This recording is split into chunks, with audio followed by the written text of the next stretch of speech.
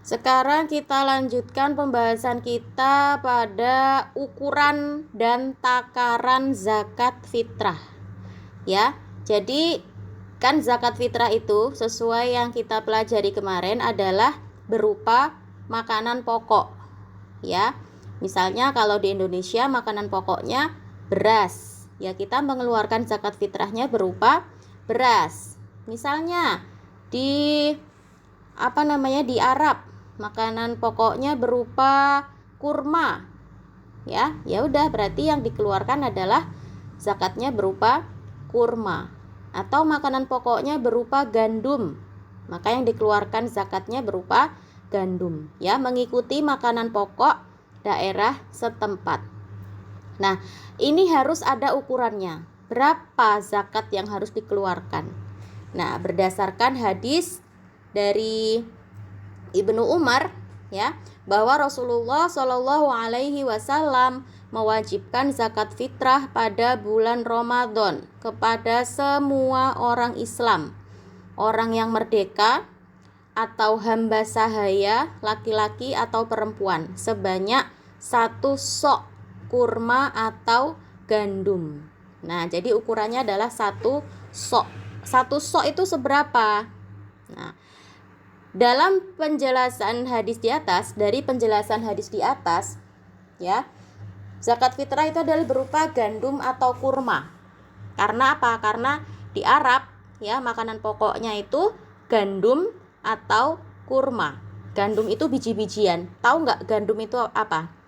Pernah lihat gandum nggak? Gandum itu biji-bijian. Terus biji-bijiannya tadi itu digiling, ya, dihaluskan jadi tepung. Nah, nanti tepungnya itu diolah menjadi roti. Kalau di Arab seperti itu. Atau kurma, ya. Makanan pokoknya orang Arab itu kurma. Makanya kenapa hadis tadi menyebutkan apa?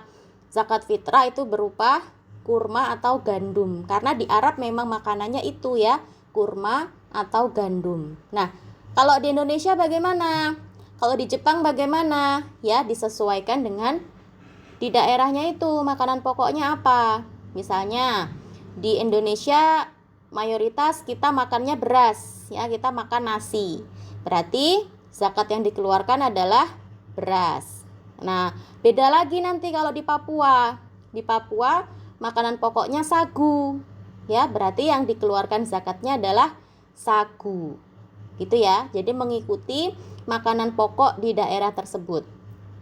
Kemudian berapa banyaknya yang harus kita berikan per orang atau per jiwa itu berapa? Ya, per orang itu bayar zakatnya berapa? Yaitu 1 sok. Ya, 1 sok itu dulu, ya, yang digunakan takaran pada masyarakat Arab pada zaman Nabi. Ya, jadi ada ukuran 1 sok. Kemudian 1 mud itu ukuran, ya. Kalau sekarang kita namanya ada 1 kilogram, 1 ons, 1 gram, ya, seperti itu ukurannya. Kalau dulu orang Arab ukuran mengukur sesuatu itu dengan sok, ya, 1 sok. Nah, kalau dikonversi ke dalam zaman sekarang itu kira-kira setara dengan 2,5 kilogram beras, ya. 1 sok itu kalau dikonversi dengan ukuran kilogram itu kira-kira setara dengan 2,5 kilogram beras. Nah, sebagai bentuk kehati-hatian, para ulama itu seringkali menyarankan untuk membayar zakat sebesar 2,8 sampai 3 kilogram beras, ya. Daripada kurang ukurannya mending dilebihkan, ya. Jadi kira-kira membayar zakat fitrah berupa beras itu kira-kira beratnya berapa? 3 kilogram. Melihat ketentuan yang harus diberikan adalah makanan pokok, ya. Berarti boleh nggak kita memberikan benda-benda lain yang bukan makanan pokok? Misalnya kita mau memberikan HP misalnya, atau kita mau ngasih baju misalnya, boleh nggak? Nih tak kasih HP, ini zakat fitrahku, boleh nggak seperti itu? nggak boleh ya, zakatnya tidak sah ya. Atau misalnya, wah kayaknya orang ini lagi butuh baju misalnya, tak kasih baju lebaran ya, ngasih baju baru ya, ini tak kasih baju lebaran, ini zakat fitrahku, itu nggak boleh ya, itu tidak sah zakatnya. Karena apa? Karena ketentuannya zakat fitrah itu berupa makanan pokok. Ingat ya, makanan pokok. Misalnya kita mau ngasih daging, wah kayaknya dikasih daging seneng ini orangnya ya, kasih daging sapi 3 kilo, nah itu juga nggak boleh ya, meskipun daging itu makanan tapi juga nggak boleh. Misalnya dikasih mie instan 1 kardus, itu juga nggak boleh ya. Karena apa? Karena mie instan itu bukan makanan pokok ya. Yang harus dikeluarkan zakatnya itu adalah berupa makanan pokok ya, beras misalnya, kurma, karena di Arab makanan pokoknya kurma, berarti di Arab biasanya yang dikeluarkan zakatnya kurma ya. Di Jepang apa makanan pokoknya di Jepang? Nasi ya kan. Nah, nasi kan, berarti yang dikeluarkan zakatnya adalah beras ya. Berapa jumlahnya? Kira-kira 3 kilogram. Nah, sekarang kita lanjutkan, yaitu waktu pembayaran zakat fitrah. Nah, waktunya ini sangat panjang, cukup panjang ya. Mulai dari awal Ramadan sampai sampai akhir Ramadan. Nah, artinya apa? Artinya seseorang itu boleh membayar zakat fitrah itu kapan saja, selama dalam batas waktu tadi itu ya. Mulai dari awal Ramadan sampai akhir Ramadan. Jadi selama bulan Ramadan penuh itu kita boleh memilih kapan saja. Boleh di awal, boleh di tengah, boleh di akhir-akhir bulan Ramadan. Nah, pembayarannya itu boleh dilakukan secara langsung kepada mustahik zakat. Ya, misalnya kita mau ngasih ke orang langsung ya. Ada tetangga kita misalnya, ada tetangga kita yang kurang mampu, kita mau ngasih ke dia langsung itu boleh. Atau bisa juga dikasihkan ke masjid ya, lewat panitia zakat. Nah, dikasihkan ke masjid, dikasihkan ke musola atau lewat sekolah. Nah, biasanya kalau anak-anak sekolah itu bayar zakatnya di sekolah. Nanti sama sekolah disalurkan ke orang yang membutuhkan. Itu boleh ya. Jadi pembayaran zakat fitrah itu boleh kita sendiri yang langsung memberikan ke orangnya, atau bisa juga kita nitip ya, nitip ke panitia zakat. Nanti panitia zakat itu yang membagikan zakat fitrah tadi itu. Nah, waktu wajib pembayaran zakat fitrah itu adalah saat terbenamnya matahari pada akhir bulan Ramadan sampai sebelum dilaksanakannya sholat Idul Fitri ya. Jadi yang waktu sebelumnya dari awal bulan Ramadan sampai akhir bulan Ramadan ya, sampai malam takbiran ya, habis sholat maghrib, habis buka puasa terakhir, itu waktu sunnah. Nah, wajibnya kapan? Waktu wajib yang udah terakhir banget. Kalau enggak sekarang, kalau enggak di waktu itu berarti sudah hangus, sudah lewat waktunya. Waktu wajibnya itu kapan? Dari saat terbenamnya matahari ya, saat maghrib terakhir di bulan Ramadan ya. Ya, kita dengar adzan maghrib, kemudian kita buka puasa terakhir sampai besok subuh. Ya, hari raya Idul Fitri subuhnya sampai sebelum dilaksanakan sholat Idul Fitri. Nah, itu sudah waktu mepet banget itu. Kalau sampai sholat Id itu udah dilaksanakan, kita belum bayar zakat, berarti kita sudah berdosa karena kita tidak membayar zakat. Gitu ya. Nah, pembayaran zakat yang dilakukan setelah sholat Idul Fitri itu tidak sah lagi ya, maka hanya dianggap sebagai sedekah gitu ya. Nah, jadi kalau hati-hati kalau bayar zakat itu jangan diundur-undur, jangan ditunda-tunda ya. Karena apa? Karena kalau sudah lewat waktunya maka kita dianggap tidak membayar zakat ya, karena sudah lewat waktunya. Zakat kita tadi itu dianggap hangus, dianggap tidak ada, hanya dianggap sebagai sedekah. Karena apa? Karena sudah lewat waktunya, ya. Waktunya terakhir banget kapan? Sebelum sholat Idul Fitri. Hati-hati, sebelum sholat Idul Fitri itu sudah waktu yang paling terakhir membayar zakat. Nah, ya, dari hadis yang diriwayatkan oleh Ibnu Abbas, Rasulullah Shallallahu Alaihi Wasallam mewajibkan zakat fitrah untuk membersihkan orang yang berpuasa dari hal-hal yang tidak bermanfaat, kata-kata kotor, dan memberi makan orang-orang miskin. Barang siapa mengeluarkan zakat sebelum sholat Idul Fitri, zakatnya diterima. Dan barang siapa yang mengeluarkannya setelah sholat Idul Fitri, hal itu merupakan salah satu dari sedekah. Jadi kalau zakatnya itu dibayarkannya itu setelah sholat Id, berarti hanya dianggap sebagai sedekah. Dia dianggap tidak membayar zakat, ya, tidak sah zakatnya. Nah, dari hadis di atas, waktu pembayaran zakat itu ditentukan oleh waktu tertentu, ya. Hati-hati, kalau salah waktunya maka zakat fitrahnya menjadi tidak sah.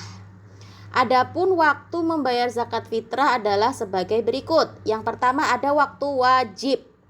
Waktu wajibnya kapan? Ini waktu darurat, ya, waktu yang udah mepet. Wajib saat itu juga bayar zakat. Kapan? Sejak tenggelamnya matahari pada akhir bulan Ramadan sampai menjelang sholat Idul Fitri keesokan harinya. Sebelum sholat Idul Fitri keesokan harinya, itu sudah waktu yang sangat darurat, harus saat itu juga dikeluarkan. Kemudian ada waktu haram, ya. Sudah waktu haram berarti apa? Sudah tidak sah lagi zakatnya, sudah hangus kesempatannya bayar zakat. Kapan? Yaitu adalah setelah sholat Idul Fitri, ya. Setelah terbenamnya matahari pada hari raya Idul Fitri, sudah tidak dianggap lagi bayar zakat. Nah, kalau sudah Idul Fitri, sudah tanggal 1 Syawal, berarti sudah habis waktunya, tidak dianggap membayar zakat. Kemudian ada waktu afdol atau waktu sunnah. Afdol itu kapan berarti? Afdol itu waktu yang baik, ya, waktu yang sunnah. Kapan dia? Sesudah sholat subuh tanggal 1 Syawal, ya. Hari raya pertama, Idul Fitri hari pertama, habis sholat subuh sampai sebelum sholat Id. Jadi waktunya sangat mepet sekali, mungkin hanya 1 jam atau 2 jam, ya. Jadi subuh hari raya Idul Fitri, subuh, misalnya subuh sekitar jam 4 pagi subuh. Terus sholat idnya jam 6, berarti kita hanya punya waktu 2 jam untuk bayar zakat itu. Nah, itu waktu afdolnya. Kemudian ada waktu mubah. Mubah itu artinya boleh, ya. Waktu yang dibolehkan untuk membayar zakat. Mulainya dari kapan? Mulainya dari tanggal 1 Ramadan sampai akhir bulan Ramadan. Kemudian ada lagi waktu makruh. Ya, makruh itu apa artinya? Makruh itu dibenci, ya, tidak disukai Allah. Kapan? Sesudah sholat Idul Fitri, ya, sampai sebelum matahari terbenam. Jadi habis sholat Id sampai sebelum matahari terbenam tanggal 1 itu, tanggal 1 Syawal itu adalah waktu yang dibenci Allah. Jadi jangan bayar zakat di waktu itu, ya. Jadi baiknya kapan kita bayar zakat itu? Dari tanggal 1 Ramadan, dari sejak hari pertama puasa sampai hari terakhir puasa, gitu ya. Waktunya panjang sekali, kira-kira 30 hari. Selama bulan puasa penuh itu adalah waktu kita membayar zakat. Jadi jangan mepet-mepet bayar zakatnya. Itu ya. Siapa orang yang berhak menerima zakat? Ya. Siapa yang berhak menerima zakat? Ada 8 golongan, ya. Nah, ini berdasarkan Quran surat At-Taubah ayat 60. Siapa saja dia? Yang pertama ada fakir. Ada orang fakir.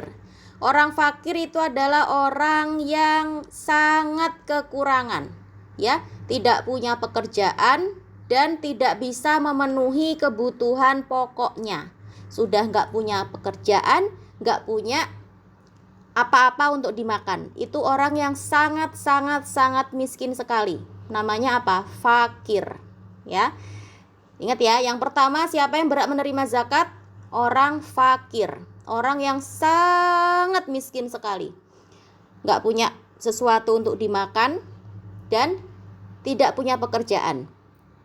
Kemudian yang kedua ada orang miskin. Nah, orang miskin itu dia punya harta, ya, dia punya pekerjaan, tapi apa? Tapi hanya cukup untuk memenuhi kebutuhan hidupnya, hanya cukup untuk makan yang sangat sederhana sekali.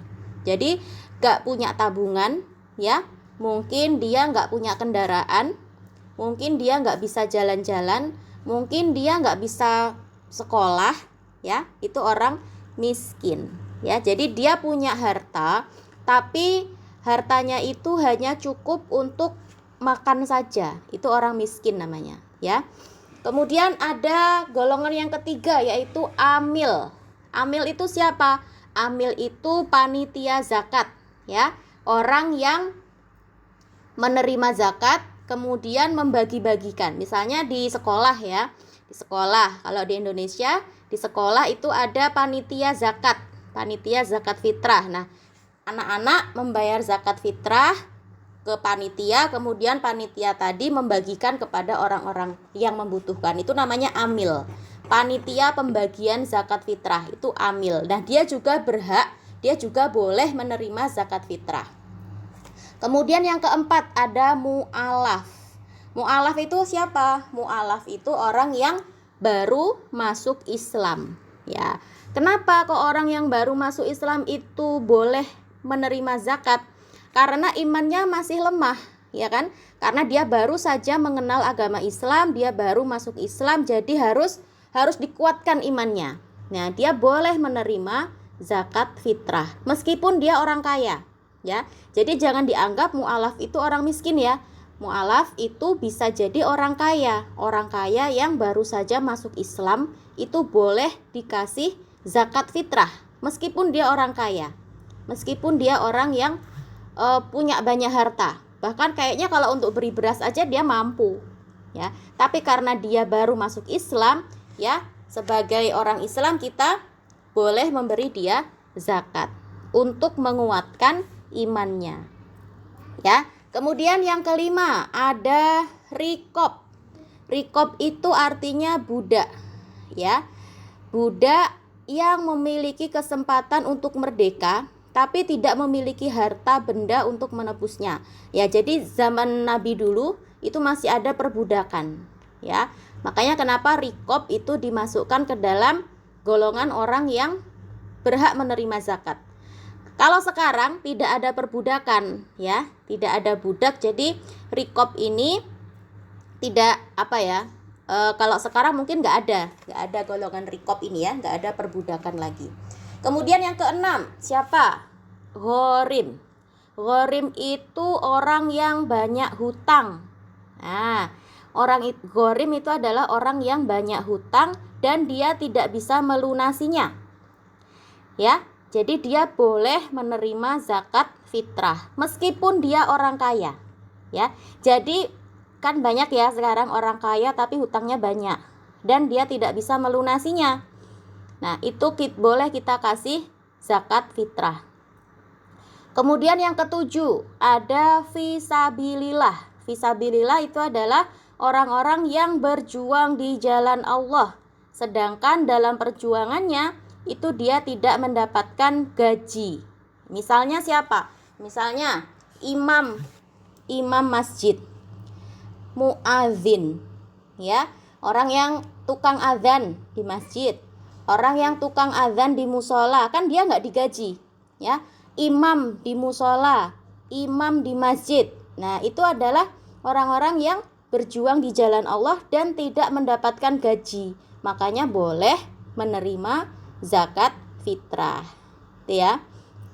Atau mahasiswa, pelajar misalnya. Kalau di luar negeri ya, di Egypt itu anak-anak mahasiswa itu mereka sering mendapatkan zakat fitrah.